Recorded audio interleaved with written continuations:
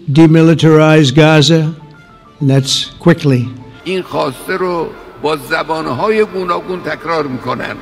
গাজায় যুদ্ধবিরতির পর প্রশংসায় ভাসছেন মার্কিন প্রেসিডেন্ট ডোনাল্ড ট্রাম্প। অনেকের কাছেই মার্কিন প্রেসিডেন্ট একজন শান্তির নায়ক। শাহবাজ শরীফ তো ঘোষণাই দিয়েছেন ট্রাম্পকে আবার নোবেল শান্তি পুরস্কারের জন্য মনোনয়ন দেবে পাকিস্তান।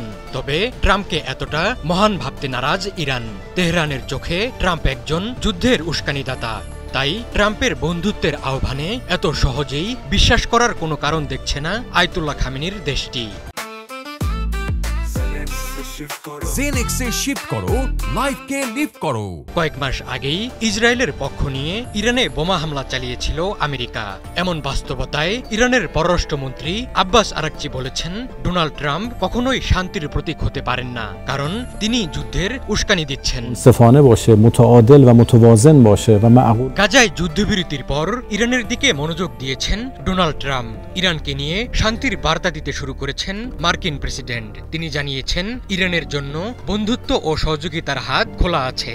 তেহরানের সঙ্গে একটি সম্ভাব্য চুক্তির বিষয়ে আমেরিকা প্রস্তুত। ট্রাম্পের মতে ইরান চুক্তিতে পৌঁছালে সেটি হবে দেশটির নেওয়া সর্বকালের সেরা সিদ্ধান্ত।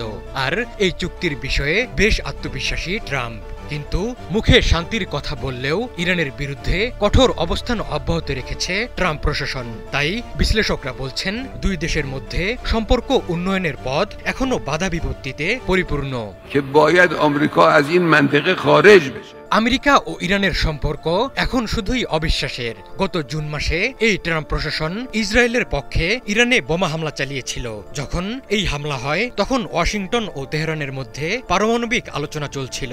মার্কিন হামলাকে প্রতারণামূলক সিদ্ধান্ত বলে বিবেচনা করে আসছে তেহরান।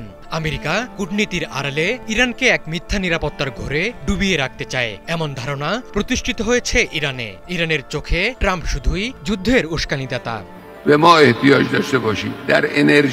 সোমবার এক্সে দেওয়া এক পোস্টে ইরানি পররাষ্ট্রমন্ত্রী আব্বাস আরাকচি লেখেন, যিনি যুদ্ধে উস্কানি দেন তিনি শান্তির মানুষ হতে পারেন না। তিনি অভিযোগ করেন ট্রাম্প ইসরায়েলি স্বার্থ গোষ্ঠীর মিথ্যা গোয়েন্দা তথ্যের ভিত্তিতে ইরান বিরোধী প্রচারণা চালাচ্ছেন।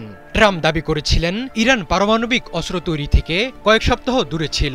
এটিকে মিথ্যা বলে অভিহিত করেন আরাকচি। তিনি বলেন, আমেরিকার নিজস্ব গোয়েন্দা সংস্থাগুলো এমন কোনো প্রমাণ দিতে পারেনি।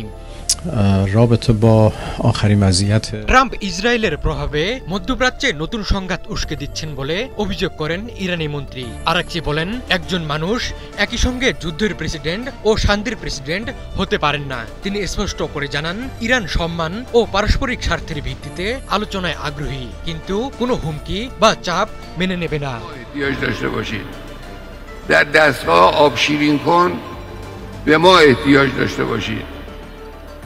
در ده‌ها رشته مهم دیگر به ما وابسته باشید. اصلا صنعت هسته‌ای نداشته باشید.